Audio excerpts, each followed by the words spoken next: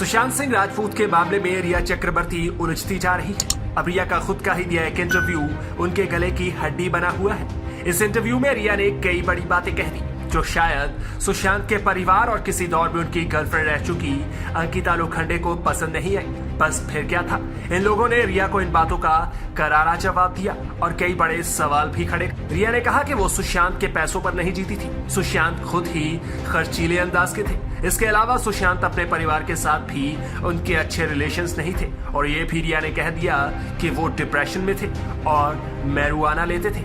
आपको बता दें कि मैरुआना ड्रग को कहते हैं। रिया ने इंटरव्यू में यह भी कहा कि सुशांत प्लेन में बैठने से भी काफी डरते थे, उन्हें क्लॉस्ट्रोफोबिया था।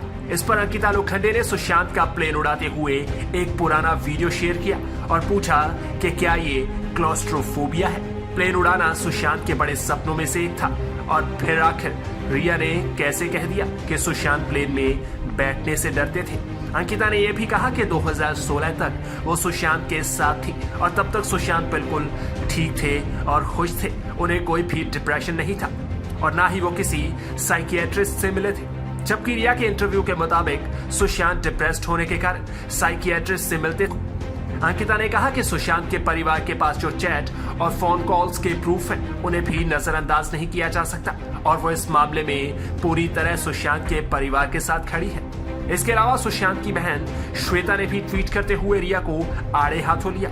रिया ने इंटरव्यू में कहा कि सुशांत का परिवार उनके बुरे वक्त में सुशांत के साथ नहीं था।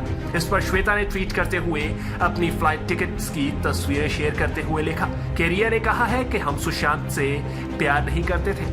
हाँ, शायद इसीलिए मैं अपना बिजनेस और बच्चे यूएसए में छोड़कर यूएसए से चंडीगढ़ आई थी जब मुझे पता चला कि सुशांत की तबीयत ठीक नहीं है और वो चंडीगढ़ आ रहा है।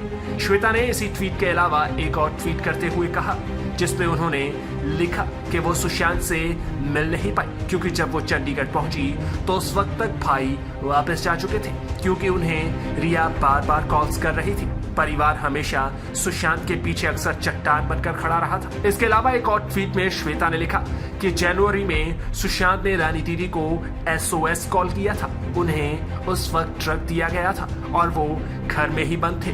फिर जब वो चंडीगढ़ पहुंचे तो रिया ने उन्हें 2-3 दिन के बीच ही 25 कॉल कर डाले। आखिर इतनी कॉल्स करने का क्या मतलब था? सुशांत के परिवार के वकील विकास सिंह ने भी ट्वीट करते हुए रिया के इंटरव्यूज पर कहा कि जो लोग कन्फ्लिक्ट में हैं उन्हें मीडिया कवरेज से दूर रखना चाहिए।